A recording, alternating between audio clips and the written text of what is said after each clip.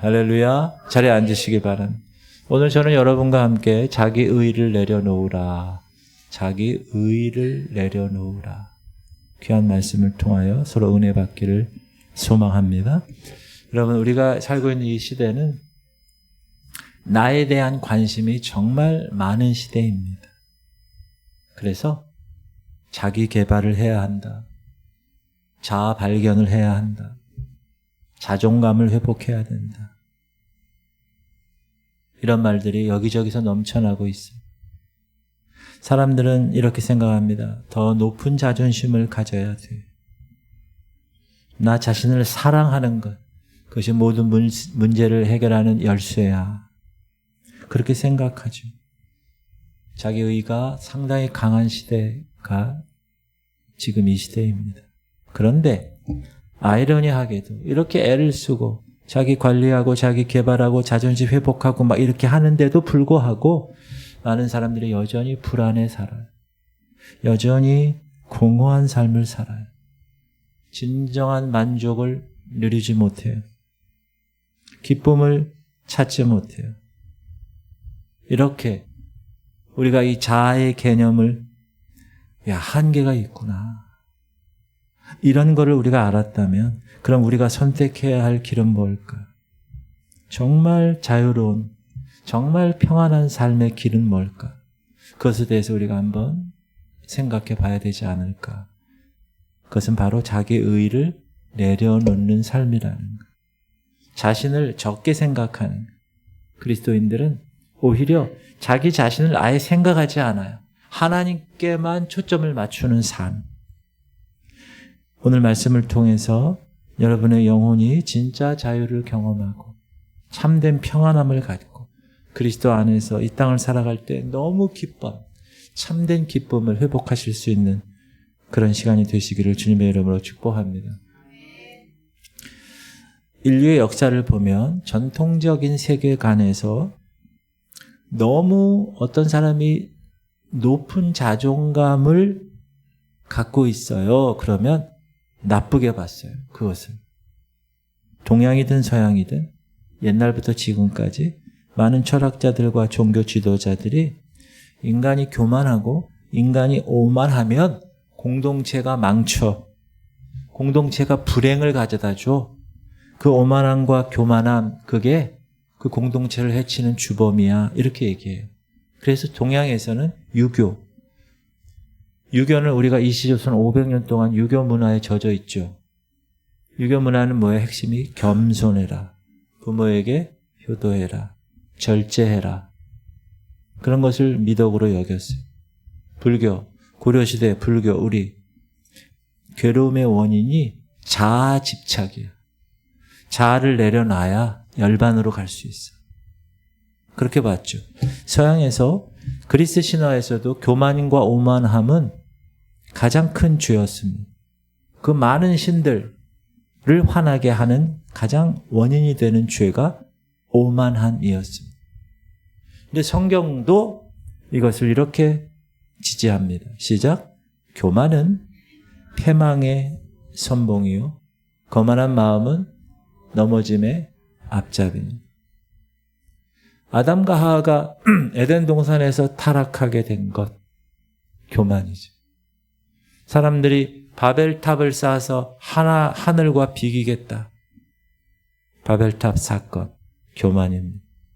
성경에 수많은 인물들이 몰락하는데 그 몰락의 원인은 자기 중심적인 지나친 생각, 교만이죠. 자기의에서 시작되었습니다. 이렇게 전통적인 가치관, 세계관에서는 자기를 너무 높게 보고 남을 무시하는 태도가 이웃과 자신과 공동체를 불행하게 만든다고 봤습니다. 그리고 우리가 그렇게 교육받았어요. 질문 드립니다. 여러분, 자신감과 교만의 차이를 아십니까? 잘못되면 자신감이 교만으로 비칠 수 있잖아요. 우리가 이 차이를 혼동하지 않고 정확하게 아는 것은 너무나 중요하다. 사실 성경이 말하는 겸손이 뭔가? 자기 자신을 깎아내리는 것인가? 그게 아니죠. 성경에서 얘기하는 겸손은 자신의 한계가 있다는 것을 인정하는 거예요. 아, 난 여기까지구나. 그 한계를 넘어서는 것은 하나님이구나. 하나님 앞에서 자신의 한계를 인정하고 자신의 위치, 자신의 포지션을 정말로 아는 것이 중요하다. 그게 성경에 말하는 겸손이거든요. 옛날에 어느 마을에 내가 최고야 라고 하는 장인이 있었습니다. 자신의 솜씨가 정말 뛰어나다는 자부심에 빠져 있었어요. 그래서 다른 장인들의 기술 무시해요. 심지어 배우지도 않아. 새로운 기술을 익히지 않아. 그거 대신에 자신이 예전에 했던 영광에만 안주하고 있어요. 시간이 흘러요. 세상의 기술은 발전합니다. 그 장인의 솜씨는 더 이상 최고가 아니에요, 이제는. 결국 그의 작업장은 문을 닫게 되고 그는 깨닫게 돼요. 아, 내 의 때문에, 아, 이 교만 때문에 내 자신의 발전은 막혔구나. 뒤늦게 깨달아요. 제가 어렸을 때 70년대, 80년대 일제 전자제품 최고였어요. 소니, 샤프 이런 기업들. 지금은 그렇지 않아요. 자, 전통적인 개념은, 전통적인 세계관은 인간의 내면에 있는 오만함 조심하라는 것.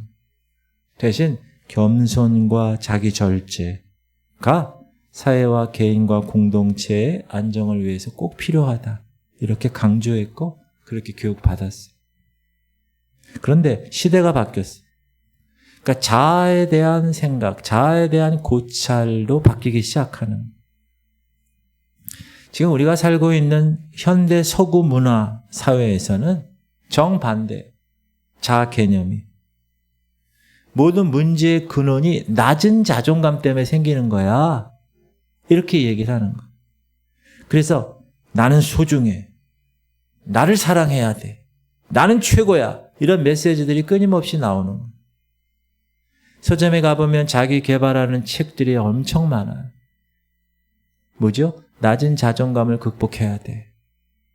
자신감을 높여야 돼. 상담 치료의 초점도 마찬가지. 자존감을 높이는 데 있어요. 자기 PR 시대예요. 물론 진정한 자존감은 중요하죠. 어떤 사람은 자존감이 너무 없어서 자기를 비하하거나 자기를 혐오하는 사람도 있어요. 그건 문제입니다.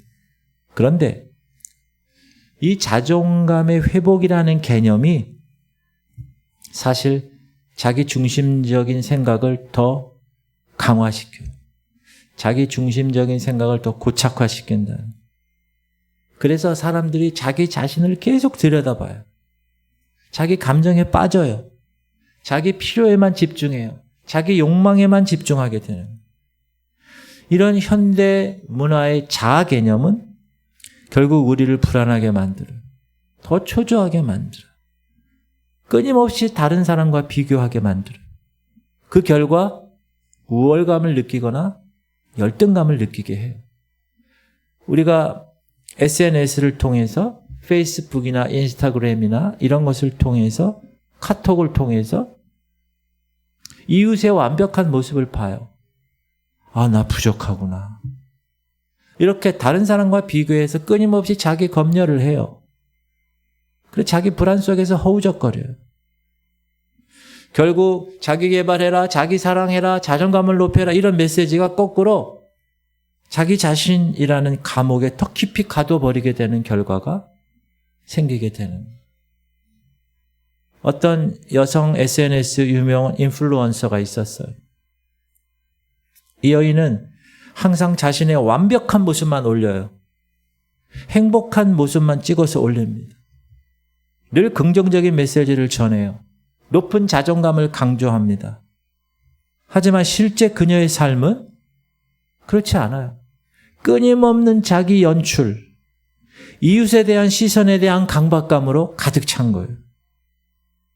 그녀는 좋아요 숫자가 몇 개 돼 있는지, 댓글에 어떻게 자기를 평가하는지, 그것에 대해 때로는 기뻐하고 때로는 슬퍼해요. 결국 자신의 진짜 모습을 보여주지 못하는 것에 대해서 오히려 더 깊은 공허함에 빠지게 되는. 그녀는 나는 소중하다고 외쳐요. 그러나 정작 자신의 마음속에는 외로워요. 불안으로 가득 차 있다라는 것입니다. 자, 제가 지금 말씀드린 전통적인 가치관에서의 자아 개념과 현대 서구의 문화의 자아 개념이 이렇게 서로 반대편에 있는 것 같아요. 그러나 결국 공통적인 한계가 있습니다. 뭐냐? 너무 나에게 많은 초점을 맞춘다는 것. 자기를 너무 높게 보는 현대 지나친 자만심. 낮은 자존감으로 인해서 자기를 비하시키는 것. 결국 둘 다 어디에 묶여 있어요? 자기 자신에 묶여 있는 것. 그런데 사랑하는 성도님들, 이 두 가지 모든 문제점을 넘어서서 해결 방법이 있습니다. 그것이 오늘 말씀을 통해서 제가 여러분에게 하나님의 거룩한 복음적인 균형, 밸런스를 말씀드리려고 합니다. 오늘 설교 주제가 뭐예요? 자기 의를 내려놓는 거예요. 내려놓는. 우리 인간의 자아는 본질적으로 깨지기 쉬워요. 연약해요. 그래서 본능적으로 우리를 보호하려고 그래요. 우리는 스스로. 사랑하려고 그래요. 하지만 여전히 불안정하고 쉽게 깨져요. 특별히 우리 자존감은 외부 환경에 의해서 끊임없이 흔들려요. 이웃의 칭찬, 내가 가진 소유물, 내 외모, 여기에 의해서 흔들려요. 우리가 잘 나가는 것 같으면 자존감이 높아집니다.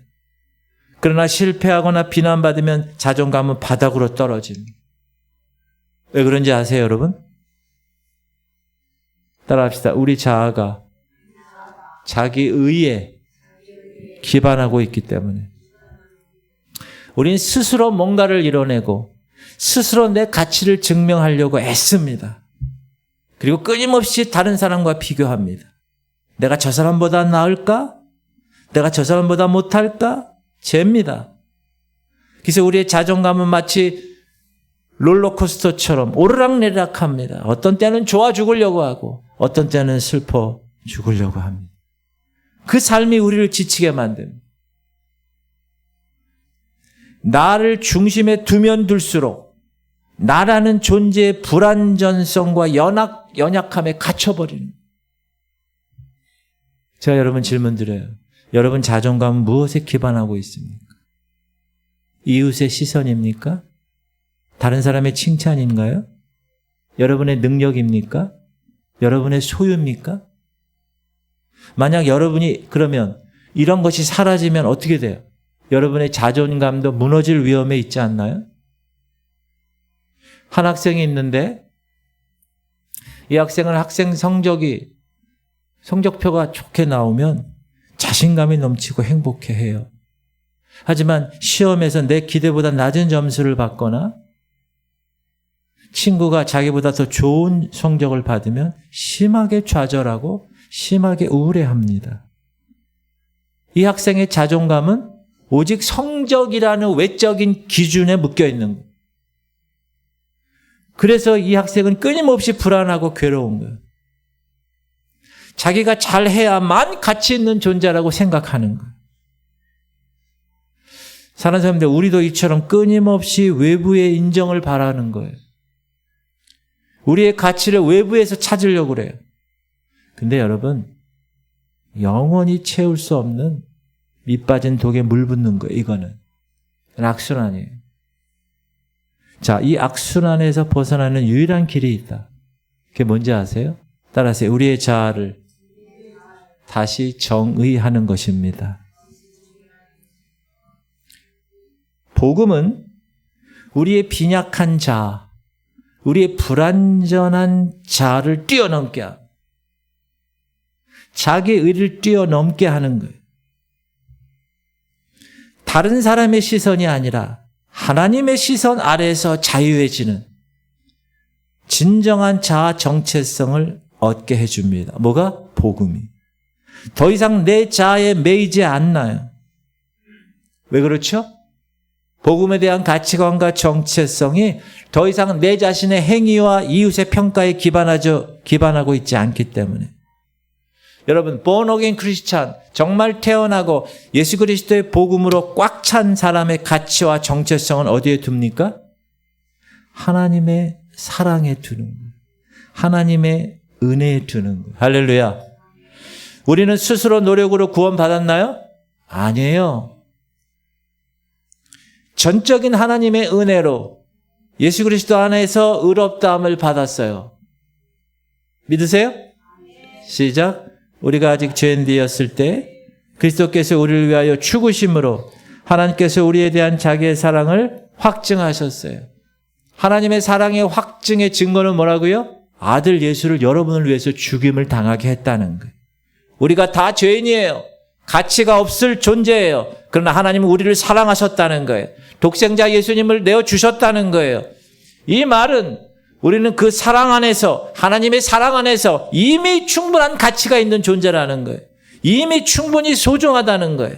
이미 충분히 나는 사랑받는 존재가 되었다는 말입니다. 할렐루야. 그러므로 세상의 시선, 남과의 비교, 나 자신에 대한 비교, 그것을 뛰어넘는 거예요. 복음의 역사가. 질문 드립니다. 여러분, 여러분의 가치를 어디에서 찾고 계시나요? 하나님이 여러분을 어떻게 보시는지 여러분 알고 계세요? 하나님의 시선 안에서 여러분은 어떤 존재이십니까? 그걸 항상 질문해요. 어떤 어린아이가 있었는데 이 아이가 너무나 말썽을 많이 펴요. 너무나 문제가 많아. 계속 실수해요. 근데 그 아이를 무조건적으로 사랑하는 존재가 있습니다. 누구죠? 그 아이의 부모죠. 이 아이는 부모의 사랑 안에서 자신이 어떤 잘못을 저질러도 나는 변함없이 부모의 사랑을 받는 존재라는 것을 알아요. 그래서 이 아이는 더 이상 완벽해야 한다는 강박감에 시달리지 않아요. 자유롭게 자신을 표현하며 성장하는 것. 왜 그렇게 할 수 있었다고요? 이 아이의 자존감은 자신의 행위가 아니라 부모의 무조건적인 사랑에 기반하고 있었기 때문에. 할렐루야. 사랑하는 성도님들, 우리 하나님 아버지는 저와 여러분을 그 어떤 조건 없이 사랑하시는 분이십니다. 반드시 기억하셔야 돼요. 예수 그리스도 안에서 우리는 이미 하나님의 자녀가 되었습니다. 그분의 무한한 사랑을 받는 존재가 되었다고요. 우리의 가치는 이미 확정되었다는 거예요. 그러므로 더 이상 내 자신을 증명하기 위해서 애쓸 필요가 없는 거예요. 내 자신의 의의를 고집할 필요가 없는 거예요. 이 진리 안에서 우리가 자아에 대한 집착에서 벗어나서 참된 자유를 누릴 수 있기 때문에. 그런 자유를 누리고 계십니까?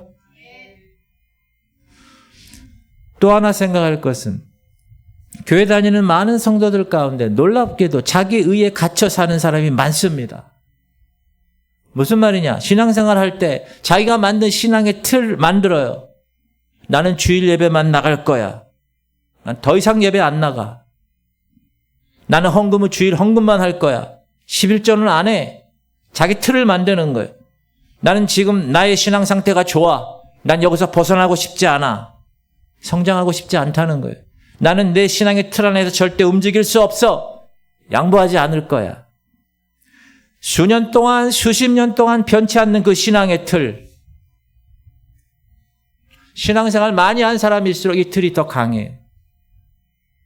목사가 영적인 아비된 마음으로 성도들을 향하여서 영적으로 진단하고 영적으로 처방을 내립니다. 지금 하나님께서 여러분을 다루고 계시는데 우리 교회를. 그래서 기도하면서 성령에 의해서 말씀을 통해서 강단에서 권면합니다. 근데 자기 의에 갇혀 있는 사람은 그 권면의 말씀이 귀에 들리지 않아요. 이런 사람은 절대 자기 의를 만들어 놓은 신앙의 틀에서 조금도 양보하지 않습니다. 하나님 말씀에 불순종하는 거예요. 사랑하는 성도님들, 성경은 분명히 경고하고 있어요. 제 얘기가 아니에요. 예수님 말씀하셨어요. 불법을 행한 자들아, 내가 너를 도무지 알지 못한다. 질문 드립니다. 불법이 뭡니까? 하나님의 법대로 생활하지 않는다는 거예요. 하나님의 룰대로, 하나님의 말씀대로 신앙생활하지 않으면 그 사람은 불법을 행하고 있는 것임을 깨달으시기를 바랍니다. 하나님의 법대로 신앙생활하지 않아요. 자기 의로 만들어 놓은 틀 안에서 신앙생활해. 자기 의가 하나님 의보다 더 크게 작동하며 사는 사람. 그 사람을 하나님의 법대로 행하지 않은 사람이라고 해요. 불법을 저지른 사람이라 그래요.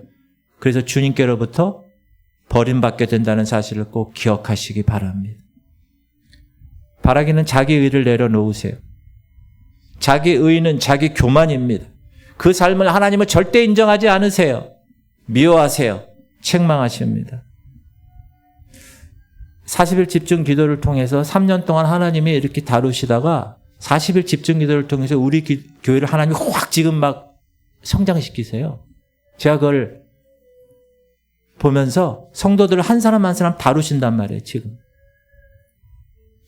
영적 아비의 마음으로 목사가 하나님을 통해서 권면합니다. 집사님 이렇게 하시면 좋을 것 같아요. 예배 꼭 나오시면 좋을 것 같아요. 11조 하셔야 될 것 같아요. 하나님이 이렇게 말씀하세요. 그렇게 권면할 때 순종하실 수 있길 바랍니다. 아멘 하세요. 그 순종은 자기 의를 내려놓을 때만 가능한 거예요. 제가 여러분을 잘못되게 하려고 이 자리에 서 있나요? 아니에요. 저는 아버지 마음으로 쓰고 있는 거예요. 영적인 아버지. 더 잘되게 우리 성도들 그리스도의 장성한 분량이 이르기까지 더 성장시키기 위해서 하나님의 말씀대로 법대로 그렇게 권면하고 말씀을 선포하는 거예요. 자기 틀 안에 갇혀 살지 마세요.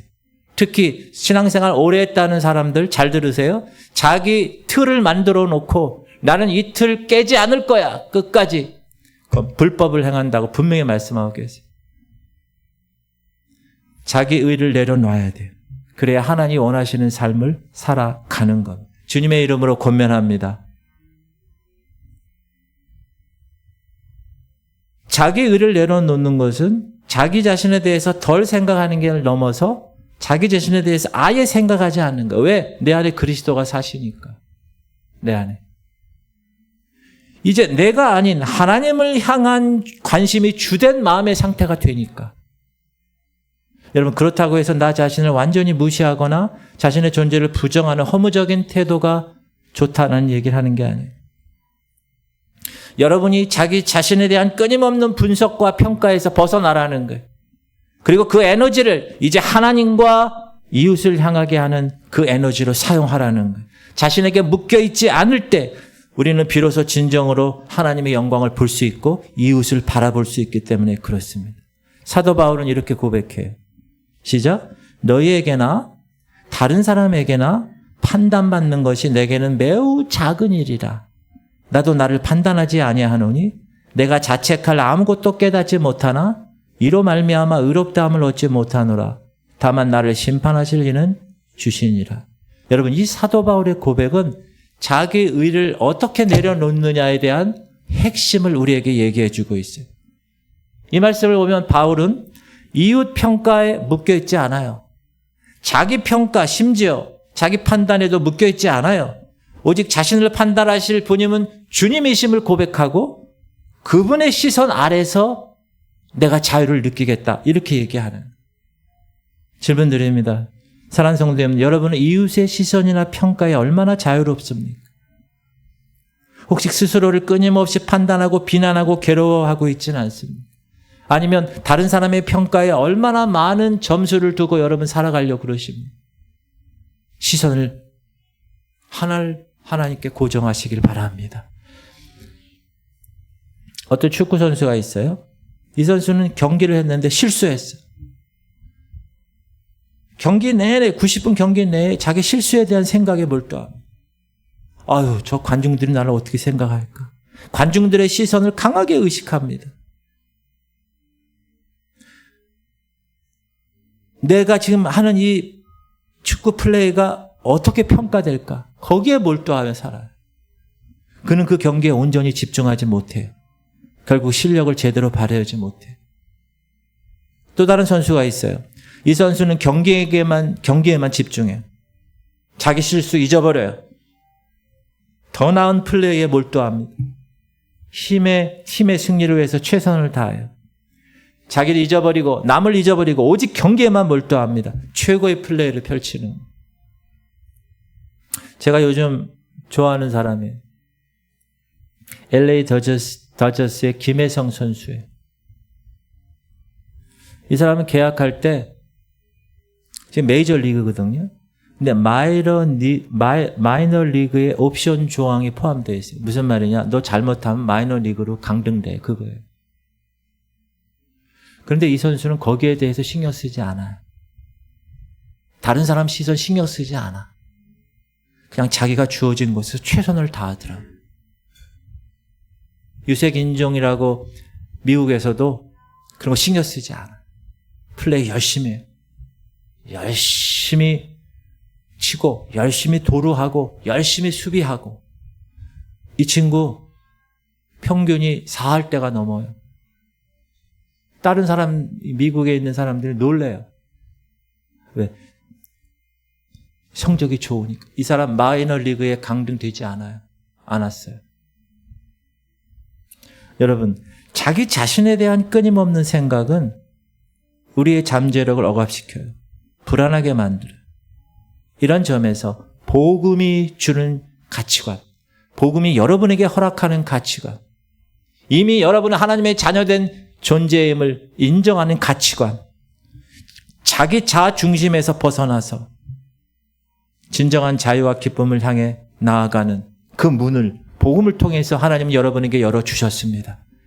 그 삶을 선택하시기를 바랍니다. 여러분이 그렇게 자기 의지를 내려놓으면 하나님은 여러분에게 놀라운 선물을 주세요. 자기 의를 내려놓은 사람은 더 이상 이웃의 평가에 흔들리지 않아요. 자기 부족함에 얽매이지 않아요. 이미 하나님의 사랑에 난 거하고 있기 때문에, 이미 하나님이 나를 하나님의 자녀된 권세로 주셔서 나의 가치관은 하나님이 주신 가치관과 내 자신을 증명하기 위해서 끊임없이 애쓸 필요가 없어요. 그래서 이 자유함, 얽매였던 모든 족쇄를 다 풀려주는 이 자유함, 그 선물을 주시는 거예요. 자기 의를 내려놓는 사람은 끊임없이 자기 검열과 불안감에서 진정한 평안을 누리는 사람입니다. 왜 그렇죠? 이미 이 사람의 가치는 하나님 안에서 확정되었어요. 더 이상 불필요할 걱정이 없어요. 시달릴 필요가 없어요. 자기 의를 내려놓은 삶을 사는 사람은 자기 자신에게 집중하는 것보다 하나님께 집중하고 사람에게, 이웃에게 집중해요. 그래서 참된 기쁨을 경험합니다. 남을 섬기게 되는 거예요. 하나님의 영광을 구하게 되는 거예요. 그래서 여러분의 영혼이 진정한 만족과 기쁨으로 채워지는 거예요. 그래서 여러분 구원받은 백성 기쁜 거예요.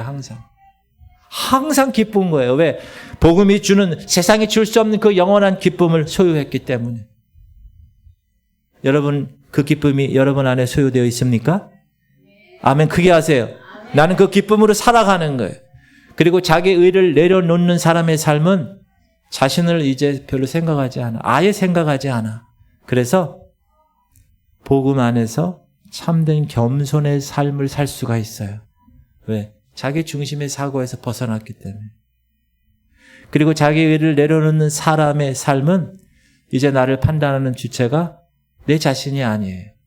다른 사람이 아니에요. 이미 나를 사랑하신 하나님이에요. 그 사랑을 발견하는 거예요. 하나님의 무조건적인 사랑. 그 안에서 우리의 가치를 발견하는 거예요. 자기를 향한 시선보다 하나님을 향한 시선과 이웃을 향한 시선이 더 강해질 때 진정한 자유와 기쁨이 찾아오게 되는 것입니다. 그래서 여러분의 시선이 나에게서 벗어나서 하나님에게로 향하실 수 있길 바랍니다. 그때 이 복음이 우리에게 주는 놀라운 자아 정체성이 여러분에게 경험되게 되는 거예요. 이제 내 노력으로 이루어지는 게 아니에요. 내가 비교해서 다른 사람 신경 쓰는 삶이 아니에요. 오직 은혜로 주어지는 그 선물의 삶을 살아갈 수 있게 되는 겁니다. 바울이 그렇게 살았어요. 그래서 얘기하는 거예요. 다른 사람 판단 신경 안 쓴다. 나도 나 자신을 나 판단하지 않아. 오직 나는 하나님의 판단만 의식하며 살아간다. 할렐루야. 그런 삶을 사시기 바랍니다.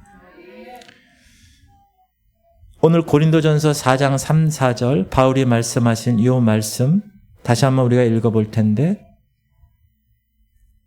다시 한번 9절을 생각하며 읽어볼게요. 시작. 너희에게나 다른 사람에게나 판단받는 것이 내게는 매우 작은 일이라. 나도 나를 판단하지 아니하노니 내가 자책할 아무것도 깨닫지 못하나 이런 말미암아 의롭다함을 얻지 못하리라. 다만 나를 심판하실 이는 주시니라. 내가 사람들에게 판단받든 나 자신도 판단하지 않겠다. 바울은 다른 사람들의 평가에도 심지어 자신의 내적인 판단에도 나는 묶여있지 않겠다 선포하는 거예요. 오직 나를 판단하실 분은 주님이시고 그 주님 앞에 나의 의는 내려놓고 오직 그리스도의 의로움으로 설 것을 선포하고 고백하는 바울. 사랑하는 성도님들, 그러므로 우리도 자기 자신을 철저히 부인하고 오직 그리스도의 심판대 앞에 나는 설 것이라는 그 의식을 가지고 매일 훈련을 해야 되는 거예요. 더 이상 이웃의 칭찬, 이웃의 비난 목매지 마십시오. 더 이상 스스로를 끊임없이 검열하거나 정죄하지 마세요. 오직 예수 그리스도 안에서 우리의 모든 죄가 용서받았고 나는 그분의 의의를 난 한 것도 없는데 하나님이 나의 이 믿음의 계좌에 이체시켜 주셔서 나는 그리스도의 의를 가지고 이제 힘있게 자유하게 산다. 그렇게 선포하고 그 삶을 굳게 붙잡으실 수 있길 바랍니다. 이 믿음이 여러분을 모든 판단과 불안으로부터 자유케 하는 거예요. 할렐루야. 질문 드립니다. 여러분 오늘 누구 판단 아래 서 있습니까? 사람들의 시선이세요? 아니면 하나님의 공의롭고 사랑 가득한 시선 아래 사십니까? 항상 생각해야 돼요. 자기 의를 내려놓고 사는 사람의 삶은 복음의 자존감을 소유한 사람. 복음의 자존감은 우리가 얘기하는 자존심이 아니라 하나님 앞에서 나 자신의 의를 내려놓는 거예요. 내 자신의 모든 약함까지, 내 자신의 모든 자랑거리까지 하나님 앞에 내려놓는 거예요. 그때 진정한 복음의 자존감을 여러분이 소유할 수 있는 거예요. 그 복음적 자존감 안에는 내가 무엇을 했느냐가 중요하지 않아요. 하나님이 여러분을 향하여 무엇을 하셨느냐, 그것이 중요해요. 시작. 그러나 무엇이든지 내게 유익하던 것을 내가 그리스도를 위하여 다 해로 여길 뿐더러 또한 모든 것을 해로 여김은 내 주 그리스도 예수를 아는 지식이 가장 고상하기 때문이라.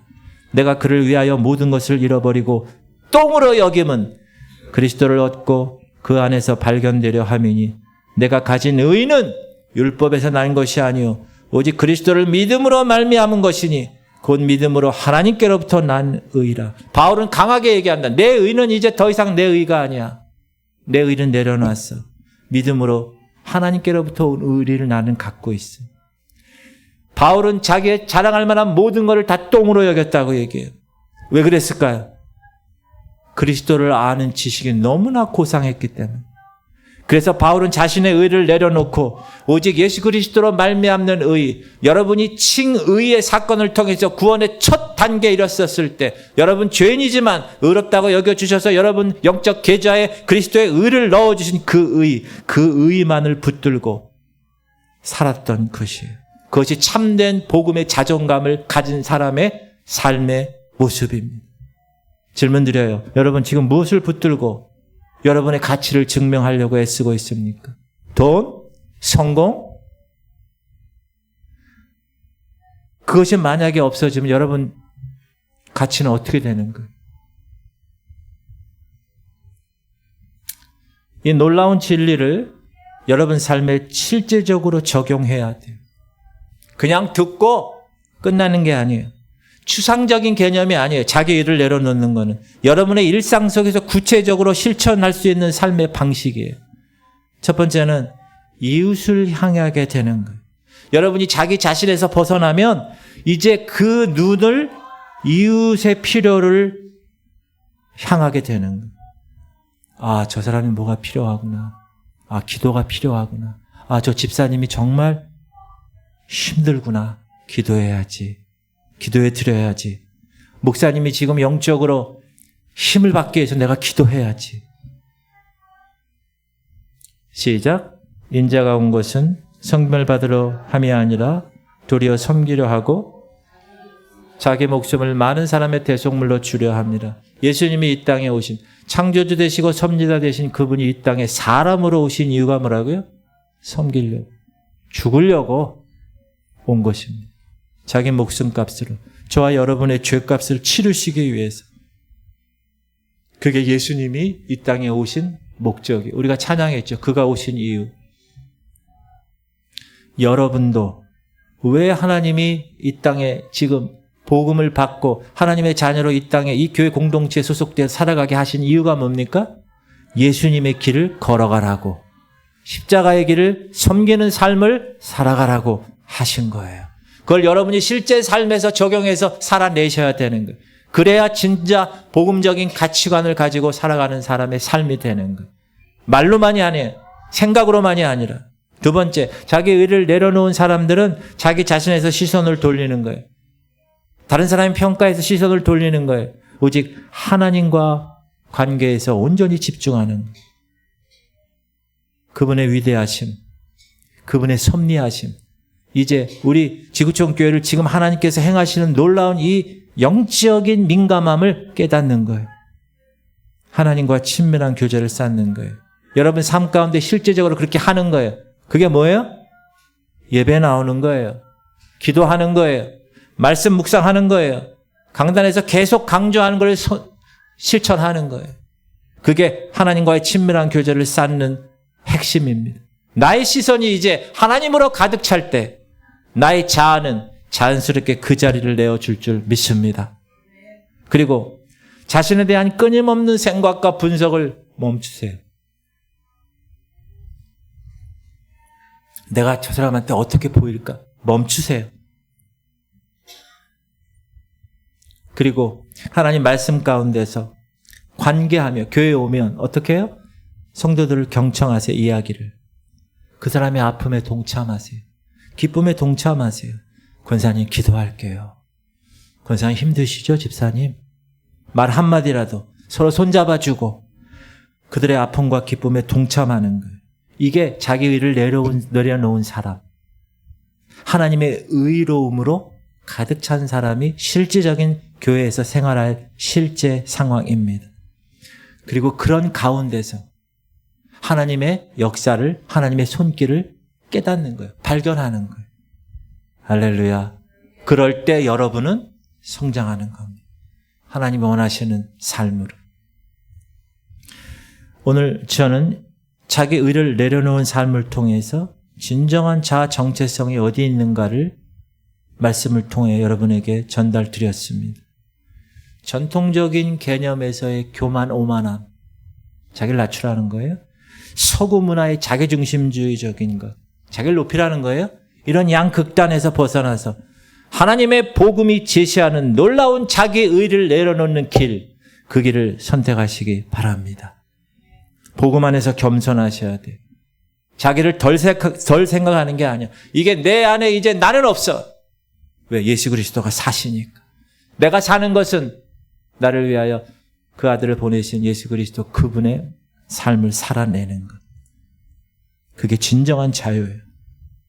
여러분을 판단하는 것, 세상의 기준, 내 자신의 감정, 다른 사람의 평가, 그게 아니에요. 이미 여러분을 사랑하신 하나님만이 여러분에게 진정한 가치를 이미 부여하셨습니다.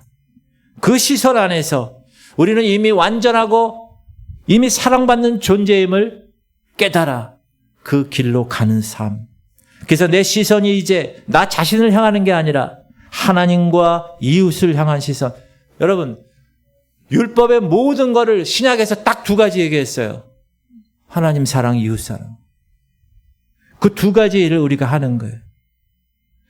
내 자신을 향한 시선이 아니라 하나님을 향한, 이웃을 향한 시선이 좀 더 강해질 때 여러분 안에 진정한 기쁨과 진정한 자유가 찾아오는 거예요. 이 교회가 그런 교회가 되는 거예요.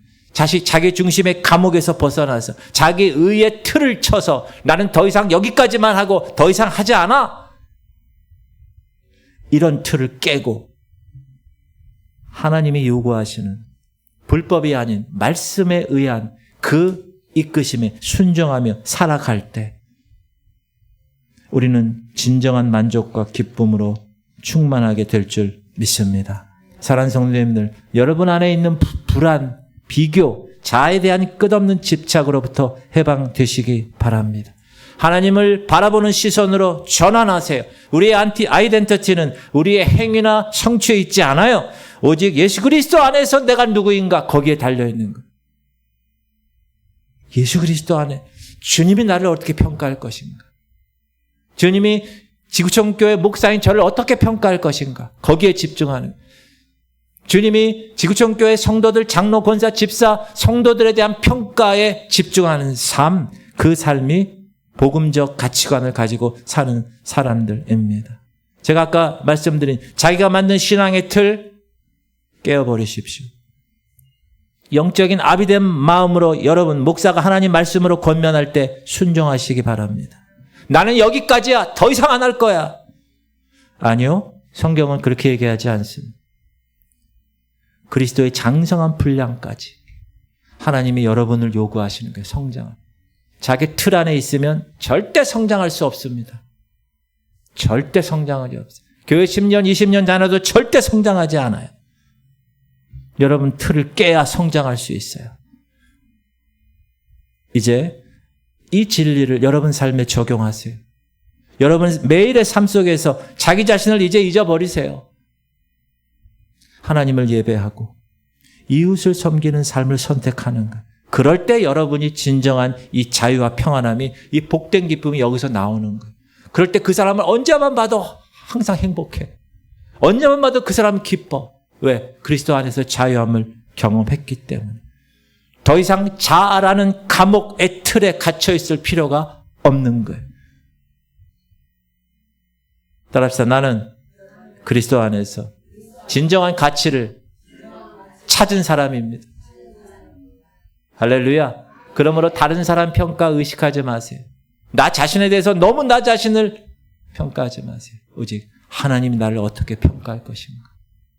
그 안에서 살아내실 수 있기를 주님의 이름으로 축복합니다.